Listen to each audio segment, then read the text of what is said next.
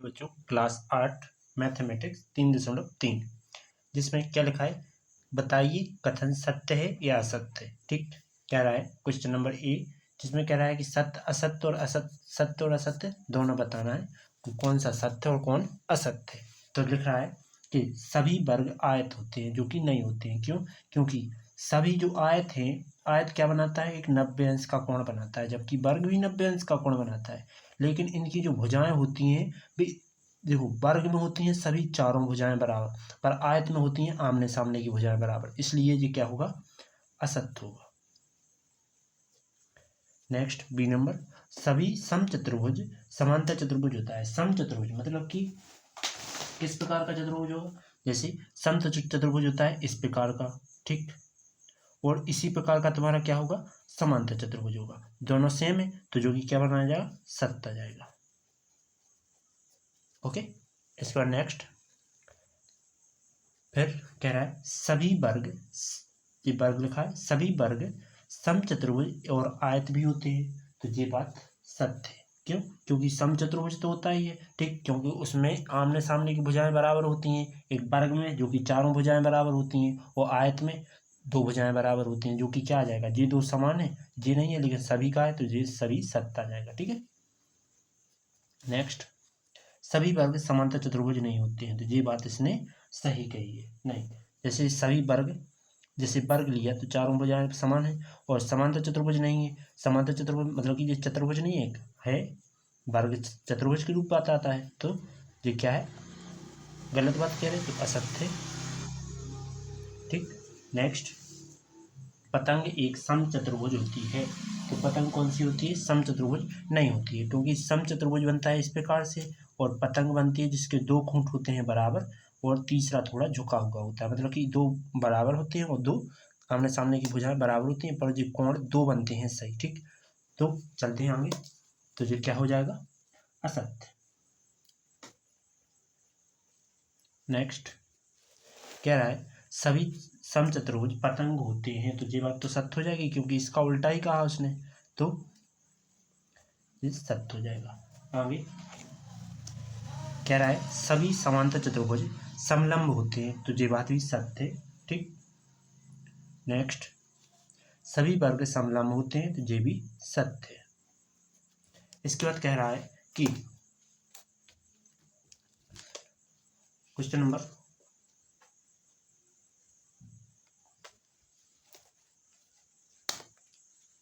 एक मिनट रुकने का, क्या लिखा है देखो, उन सभी चतुर्भुज को पहचानिए जिसमें चारों भुजाओं की लंबाई समान होती है। तो जिस चतुर्भुज में चारों भुजाओं की लंबाई बराबर होती है, वो कौन कौन से होते हैं, एक तो होता है तुम्हारा वर्ग, दूसरा क्या होता है, समचतुर्भुज, समचतुर्भुज, तीसरा क्या होता है, आयत। ओके, ये क्या कह रहा है, ऐसे चारों कोण जिसके बराबर हो, तो चारों कोण किसके बराबर हो सकते हैं, बी का उत्तर क्या आ जाएगा, चारों कोण किस में बराबर होते हैं, एक तो देखो वर्ग में बराबर होते हैं, और एक तुम्हारा आयत में, जिसमें चारों कोण बराबर होते हैं, आयत। ठीक, अब चलते हैं आगे की ओर, तो जी आ गए तीसरे नंबर टॉपिक। क्या कह रहा है कि बताइए कि कैसे एक वर्ग है, एक समांतर चतुर्भुज क्या वर्ग होगा या नहीं होगा। तो अपन लिखेंगे कि एक वर्ग की, एक वर्ग की चारों भुजाएं, एक वर्ग की चारों भुजाएं होती हैं, कैसे होती हैं, समान होती हैं, समान होती हैं, और इसलिए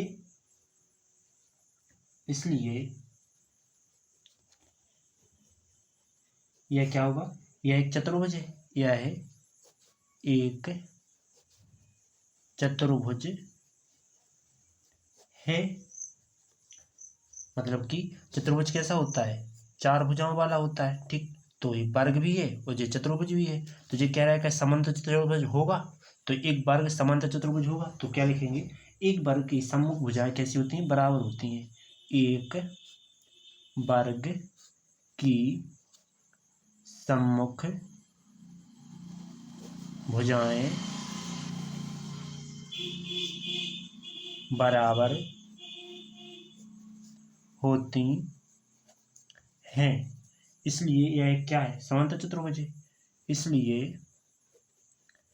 यह एक समांतर चतुर्भुज है। नेक्स्ट, समचतुर्भुज। तो समचतुर्भुज क्या कहता है? वर्ग एक ऐसा समांतर चतुर्भुज है, लिखेंगे वर्ग एक ऐसा समांतर चतुर्भुज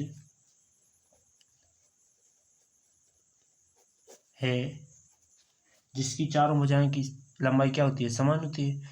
जिसकी चारों भुजाएं कैसी होती हैं? समान होती हैं, समान होती हैं। इसीलिए यह एक समचतुर्भुज भी है। ठीक है। नेक्स्ट, आगे क्या लिखेंगे? चौथा नंबर कह रहा है कि यह एक आयत है। कौन? वर्ग। तो अपन लिखेंगे वर्ग एक ऐसा चतुर्भुज होता है। वर्ग एक ऐसा चतुर्भुज होता है जिसमें प्रत्येक कोण किसका होता है?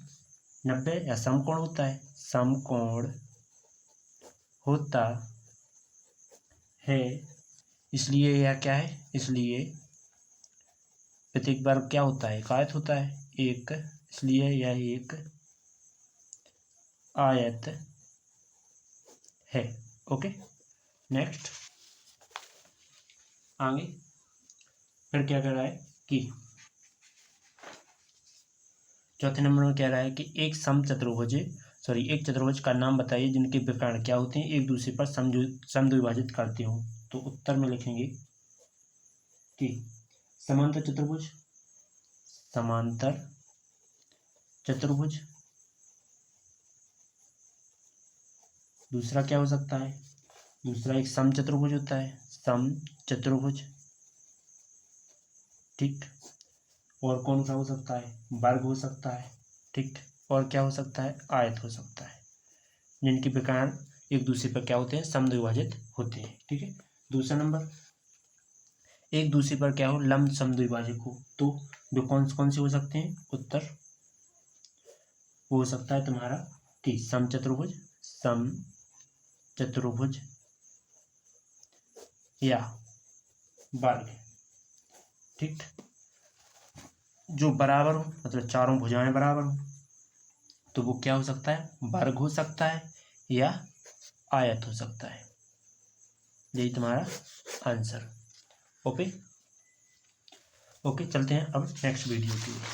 4.1 जिसमें पहला टॉपिक ये लिखा हुआ है। वीडियो अच्छी लगी तो लाइक और सब्सक्राइब कीजिए, बेल आइकन प्रेस कीजिए, जिससे आने वाली वीडियो आपको नोटिफिकेशन के जरिए प्राप्त हो जाए। अब इस वीडियो को देखने के लिए आपको मेरे चैनल को सब्सक्राइब कर लीजिए, जिससे आपको मैसेज के जरिए मेरी ये वीडियो मिल जाएगी। चलो चलते हैं अगली वीडियो की ओर।